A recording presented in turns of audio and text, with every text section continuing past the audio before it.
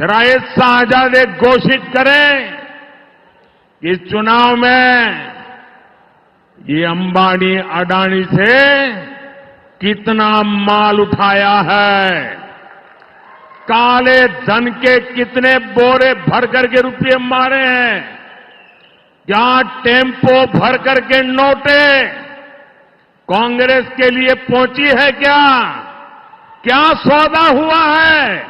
आपने रातों रात अंबानी अडानी इनको गाली देना बंद कर दिया। जरूर दाल में कुछ। नमस्ते, थर्ड आई में आपका स्वागत है। आपने सुन लिया मोदी जी ने क्या कहा, मोदी जी कितने गुस्से में थे। मोदी जी आजकल एंग्री यंग मैन होते जा रहे हैं धीरे धीरे। मोदी जी को एकदम से अडानी अंबानी की याद आने लगी। इसके दो पक्ष हैं।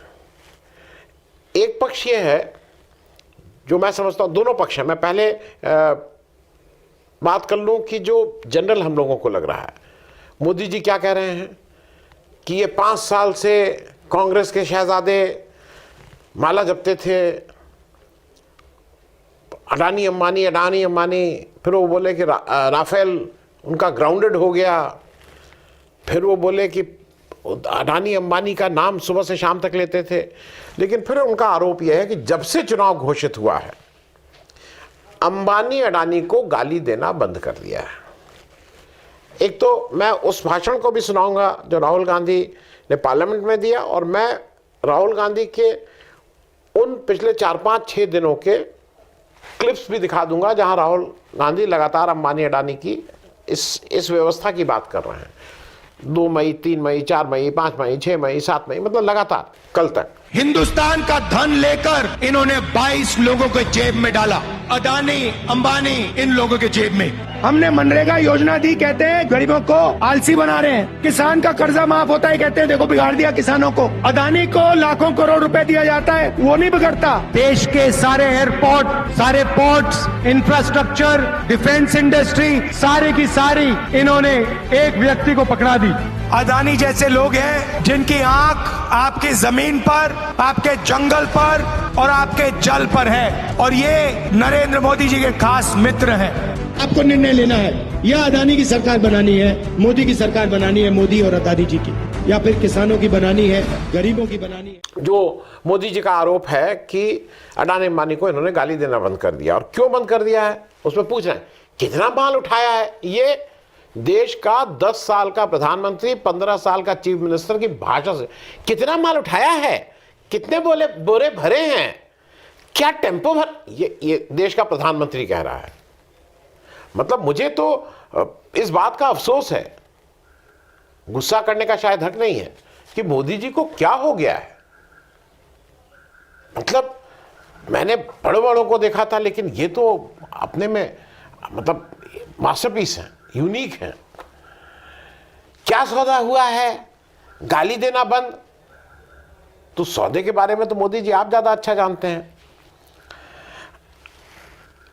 अब क्या सौदा हो जाने के बाद नाम लेना बंद कर दिया जाता है?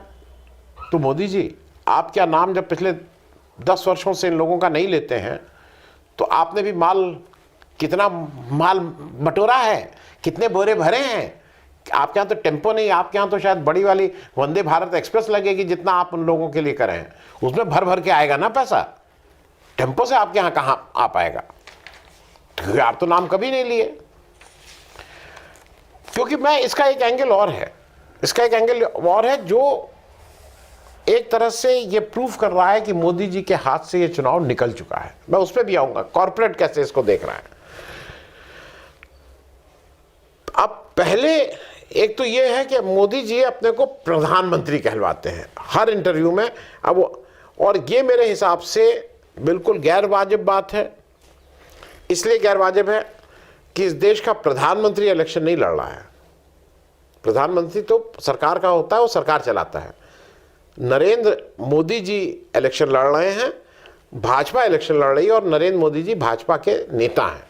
तो प्रधानमंत्री जी, ये नाविका कुमार जी से लेके सब लोग जाके वहां प्रधानमंत्री जी, ये इंस्ट्रक्शन दिया गया है कि अब ये जो सरकारी मीडिया है कि इनका नाम प्रधानमंत्री और उनको गृह मंत्री कहा जाएगा, और ये दिमाग में हर आदमी के डालना है कि ये प्रधानमंत्री प्रधानमंत्री प्रधानमंत्री। प्रधानमंत्री वोट मांगने नहीं आता है, नरेंद्र मोदी जी वोट मांगने आते हैं। एक तो ये डिस्टिंक्शन समझ लिए। अब वो पूछ रहे हैं कि कैसे हुआ पैसे का आदान प्रदान, मुंह बंद रखने का क्या मिला। तो बेहतर तो आप जानते हैं, आप तो 10 साल से सेंटर में हैं, आज तक मुंह बंद रखे और उनको बचा रहे हैं, तो आपको अंदाज नहीं है। आपका शायद 1000वां हिस्सा मिला होगा, अगर मिला होगा तो। दूसरा, आप एफआईआर क्यों नहीं कर रहे हैं?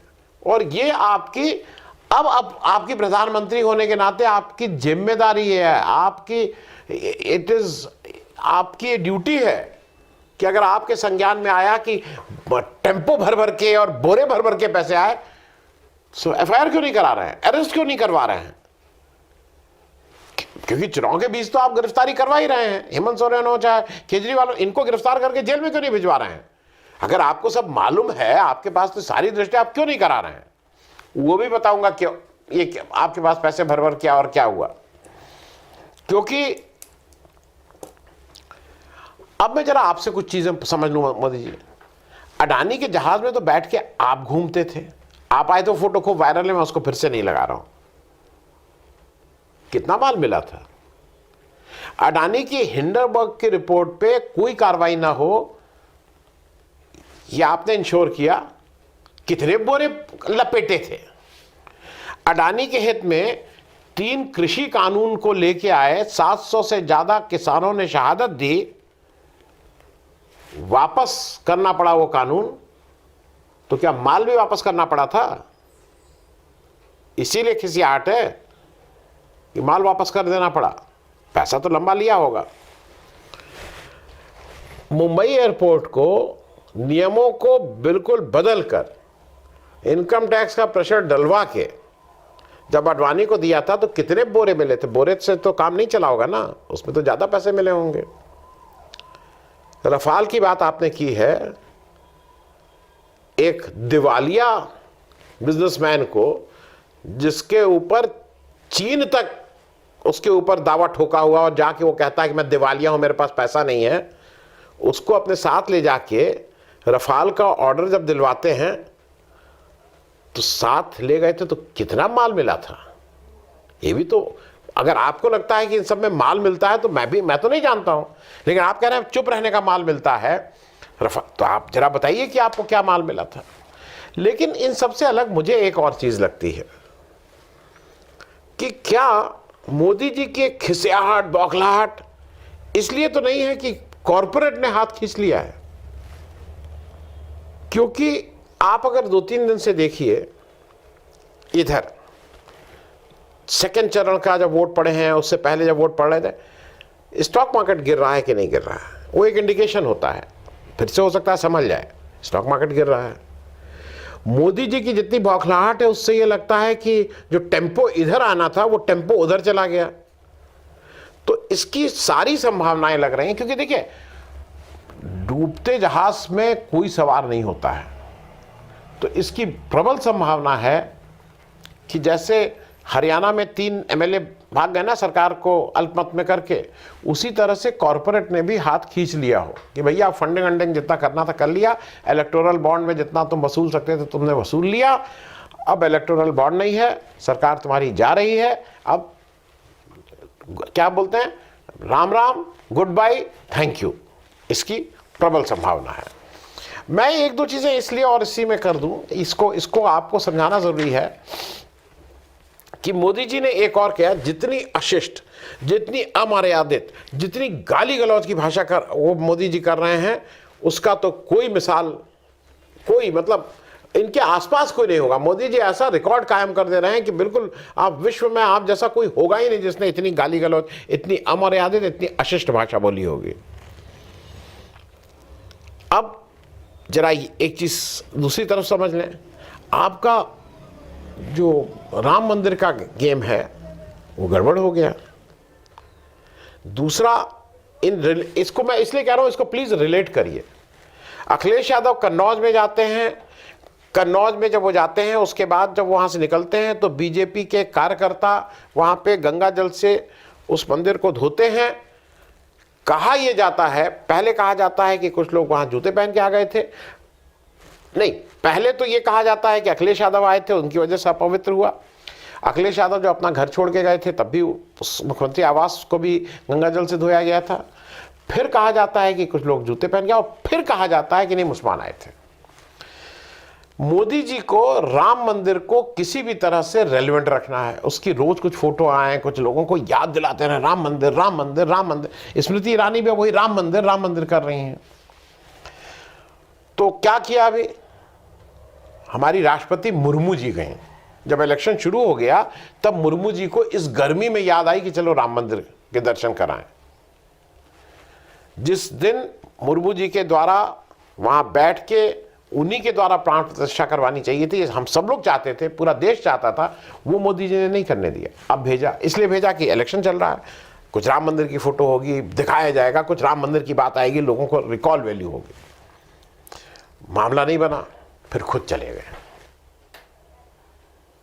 फिर अब क्या किए, अब आरिफ मोहम्मद खान आए हैं केरल से राम मंदिर के दर्शन करने। तो जब मतलब मुझे जरा मैं समझने की दृष्टि से, अगर कन्नौज में बीजेपी के कुछ लोगों को ये लगता है कि वहां कोई मुसलमान चला गया था तो मंदिर अपवित्र हो गया था, तो भाई मेरी जानकारी अगर आप लोगों में से किसी को हो, क्या आरिफ मोहम्मद खान साहब कोई अग्निहोत्री, मिश्रा, त्रिपाठी, तिवारी, द्विवेदी, चतुर्वेदी, कोई नाम मतलब ब्राह्मण हो गए हैं क्या? मतलब मुझे तो नहीं पता कि ब्राह्मण भी हो सकता है कोई, हिंदू धर्म में तो आ सकते हैं, लेकिन ब्राह्मण उनको ब्राह्मण मान लें, इसकी संभावना कम है। तो अगर वो मतलब वहाँ कब धुलाई प्रचाई, गंगा जल कब, वहाँ बीजेपी की कन्नौज की टीम कब गंगा जल लेके जाएगी वहाँ? या आपके तो वहाँ लल्लू सिंह जी हैं ही, जो बोले ही हैं कि संविधान बदलना जरूरी है, वही लड़ना है ना वहाँ से। तो गंगा जल से कब धुलाई पुछाई होगी राम मंदिर की? क्योंकि मैं ये बात को इसलिए कह रहा हूँ कि आप जब लगातार शहजादा शहजादी, तो आपको शहंशाह तो जो कहा जा रहा है बिल्कुल ठीक कहा जा रहा है, आप तो शहंशाह हैं ही। आप हिंदू मुस्लिम, इंडिया पाकिस्तान, मस्जिद मंदिर, इसी के इर्द गिर्द घुमा रहे हैं पूरे इलेक्शन को आप चाहते हैं यहाँ हो। मंगलसूत्र, मटन के बाद आप करना क्या? मुस्लिम लीग, अब कांग्रेस का जो घोषणा पत्र है वो मुस्लिम लीग का घोषणा पत्र लगता है। अब आप एक नया टर्म लेके आए हैं, मतलब एक तो मैंने बताया ही, जैसे अडवाणी, अब वो तो आज हुआ अडानी अंबानी, कल एक और टर्म लाए, वोट जिहाद। या वोट जिहाद आपको चाहिए या राम राज्य चाहिए? मोदी जी, आप जैसे राम राज्य से ईश्वर बचाए, राम जी आप जैसे राम राज्य, अगर इसको आप राम राज्य कहते हैं तो भाई हमारी और आपकी परिभाषाएं फर्क हैं। फिर राम राज्य की एक नया टर्म लाए, बाबरी ताला। इलेक्शन कमीशन नहीं देख रहा है कि जो मोदी जी जिस तरह की भाषा का इस्तेमाल कर रहे हैं, कि देख रहा है और हिम्मत नहीं है, क्योंकि घुसपैठियों वाला जो एक इनका जो इन्होंने बोला था, जहां मंगलसूत्र ले लेंगे, इनको बांट देंगे, 21 अप्रैल की रैली थी, आज हम लोग 8 मई में बैठे हुए हैं। मोदी जी को अभी तक का की जो परंपरा थी, जो अभी तक का रूल था, उसके हिसाब से जिस व्यक्ति ने इस तरह का बोला उसको नोटिस जाती थी। क्योंकि मोदी जी ने बोल दिया था तो मोदी जी को कैसे नोटिस जा सकती है? ये तो भाई इसके ऊपर है। तो ये अब नया वो निकाला गया कि नहीं, अब प्रेसिडेंट को जाएगी। और इसीलिए दिखाने के लिए कि यहाँ नड्डा जी को दे रहे हैं, तो वहाँ एक राहुल गांधी के अगेंस्ट किसी ने कंप्लेन, तो उसकी खड़गे जी को दे दी गई नोटिस। कांग्रेस ने अपना जवाब दे दिया है, बीजेपी जवाब नहीं दे रही है। 21 अप्रैल, आज 8 मई है, 18 दिन हो चुके हैं, इलेक्शन ही बचा है अगले 18 दिन। तो नहीं देंगे तो नहीं देंगे, वो मोदी जी हैं, मेरी मर्जी। क्योंकि ये बात मैं इसलिए कह रहा हूं, जो भी इन्होंने बोला है, इलेक्शन कमीशन को स्वतः संज्ञान लेके इसकी बात करनी चाहिए थी, और लेकिन आप डेडलाइन बढ़ाते जा रहे हैं। मोदी जी ने इस वोट जिहाद को समझाया भी है। उन्होंने कहा है कि जो पाक आतंकवादी हैं वो भारत के विरुद्ध जिहाद करते हैं, और जो कांग्रेस पार्टी है वो मोदी के विरुद्ध वोट जिहाद कर रही है। मतलब उसको पाकिस्तान से कहीं जोड़ने की कोशिश कर रहे हैं।